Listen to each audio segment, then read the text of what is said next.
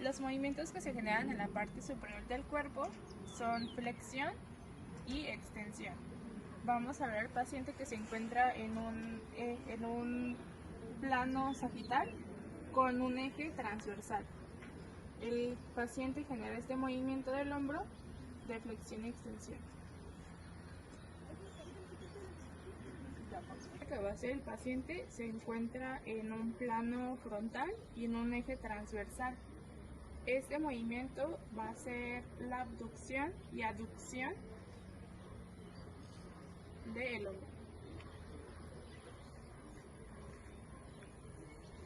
Este movimiento se genera en el plano transversal y el eje longitudinal. El movimiento que va a hacer el paciente es rotación interna y rotación externa. El movimiento que vamos a generar en este momento, que el paciente va a generar en este momento, se encuentra en un plano sagital y un eje longitudinal. El paciente va a generar una flexión y extensión de codo. El movimiento que vamos a hacer en estos momentos se encuentra en un plano coronal con un eje latero-lateral. El movimiento que va a generar el paciente es pronación y supinación de codo.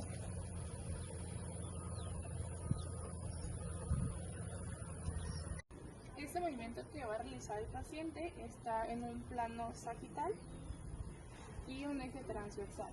El movimiento que va a generar el paciente es la flexión de la muñeca. El movimiento que va a generar el paciente se encuentra en un plano frontal con un eje antero-posterior. El movimiento que va a generar el paciente es un movimiento de muñeca, cubital y radial, como lo estamos viendo en estos momentos. A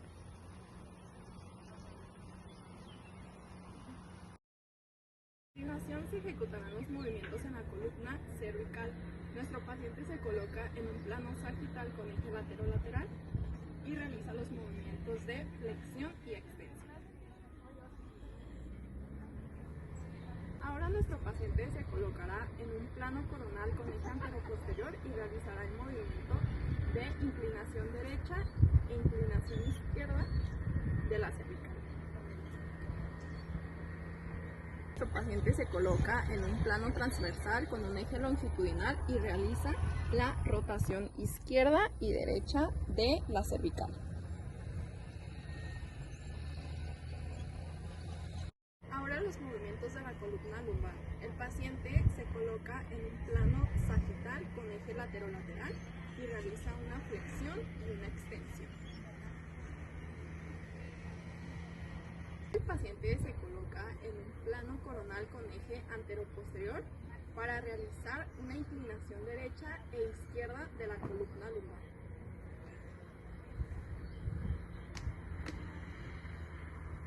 Se coloca en un plano transversal con eje longitudinal y realiza la rotación derecha e izquierda de la columna lumbar.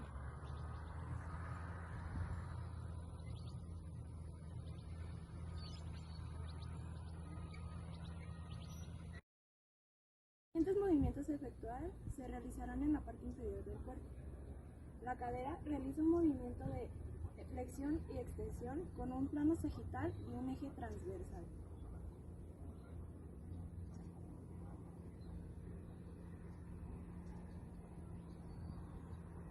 La aducción y la abducción de la cadera se lleva a cabo en el plano frontal y un eje anteposterior.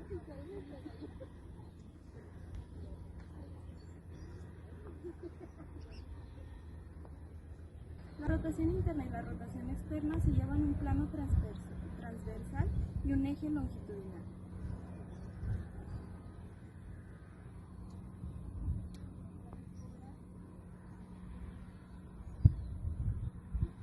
Se puede realizar un movimiento de flexión-extensión. Al igual que la cadera, este movimiento se lleva a cabo en un plano sagital con un eje transversal.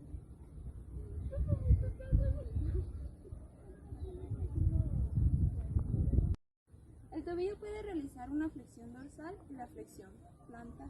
Este se lleva a cabo en el plano sagital con un eje transversal.